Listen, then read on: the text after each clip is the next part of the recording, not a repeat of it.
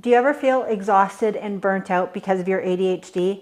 ADHD burnout is a real phenomenon, and in this video, I'm going to go over 6 tips that'll help you the next time you feel like you are just completely burnt out because of your ADHD. For anyone who doesn't know me, hello, my name is Sara Kelly. I'm an ADHD mindset coach, and I come out with videos every single week on everything ADHD and the isms that go along with having ADHD. If you haven't already, please subscribe to my channel and turn on your notifications so that you never miss a video from me. When I started doing the research for this video, it really came at a perfect time for me because as a business owner, I am wearing a lot of hats. And in the last few weeks, I have found myself getting into full-on burnout.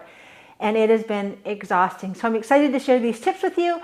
I hope that you get some value from them. I definitely know that I have implemented many of these tips in the last couple of weeks, and already I am seeing a massive difference in my mood, my energy, and the irritability that I feel like I've been going through in the last couple of weeks has definitely gone down a few notches. Tip number 1, in order to maintain your energy levels, is to take regular breaks.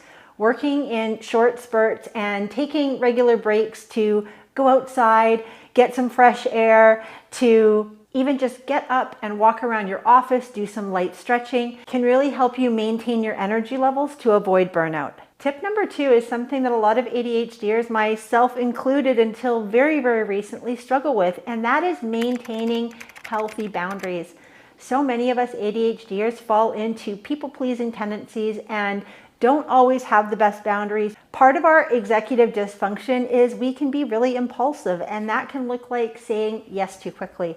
We also tend to fall into people-pleasing behavior, especially if we have heard a lot of negative feedback in the past. We struggle with emotional dysregulation or rejection sensitivity dysphoria.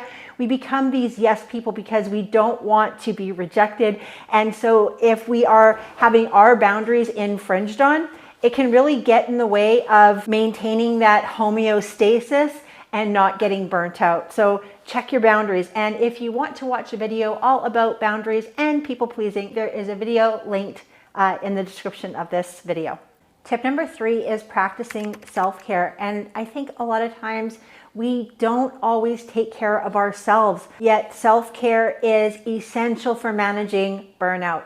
Self-care can look like a few different things as well. For example, taking care of your physical, emotional, and mental health by getting enough sleep, exercising regularly, and practicing mindfulness. Tip number 4 to avoid burnout is to break tasks into manageable steps that are easy to complete. With our executive dysfunction, sometimes we struggle with ordination of task, and we can see this big, massive thing that we have to do, but we don't always know where to start, and that can cause sheer overwhelm. I actually have a video all about overwhelm linked to the description of this video as well. In order to break your steps into easy, manageable steps that you can knock off your checklist, you can either reverse engineer the tasks that you have at hand or just break it into 30-minute blocks. A little bit of planning on the front end can really alleviate overwhelm when we have a task that we need to get done, especially if that task is mundane and leads us into a little bit of either that task paralysis or procrastination.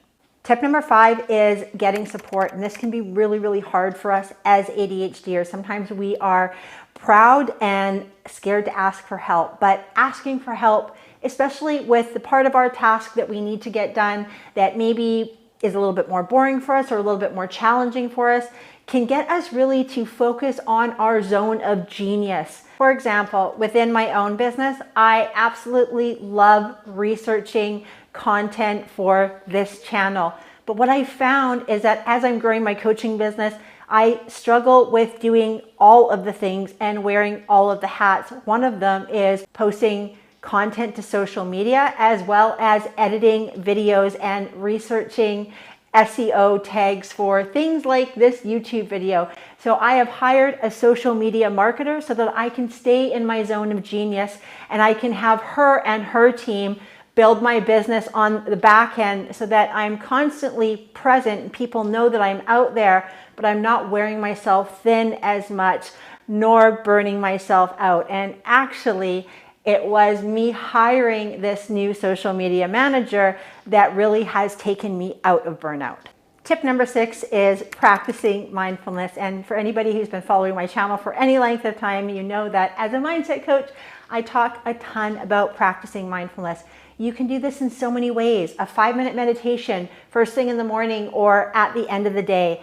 Getting out in nature, creating a work-life balance where you have a little bit of work, but you also have a little bit of leisure, and then you're incorporating rest, exercise, and a healthy diet into your routine. If any of this is resonating with you and you are going to start incorporating some of these tips and tricks and add them into your toolbox, hit that like button and in the comments tell me how you are going to start taking better care of yourself so that you can manage overwhelm and burnout.